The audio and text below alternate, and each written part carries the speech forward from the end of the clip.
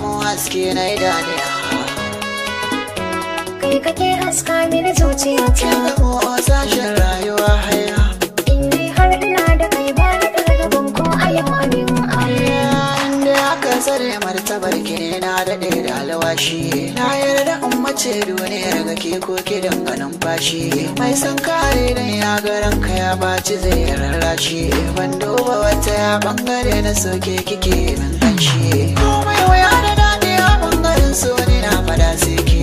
Na jaddada da cewa ai masara ba ta yin kamar wake.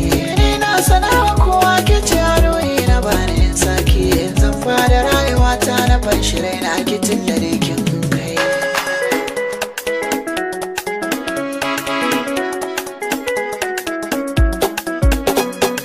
Katin zira da har ka zaga da kaunar ka zoci ta yi kwari.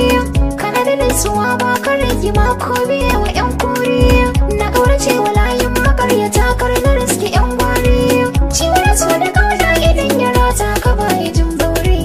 Daure da ke amana gare ni so yayi mai shigar sauri. Ko cikin dabo na faɗa sai kai.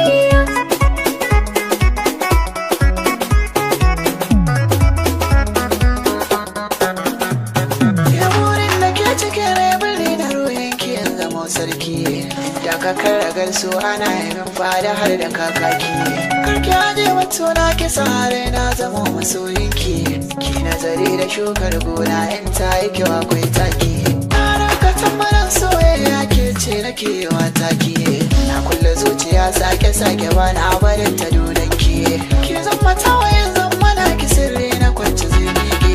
Kawai na kiki ana da yankin kira da zan sa kai.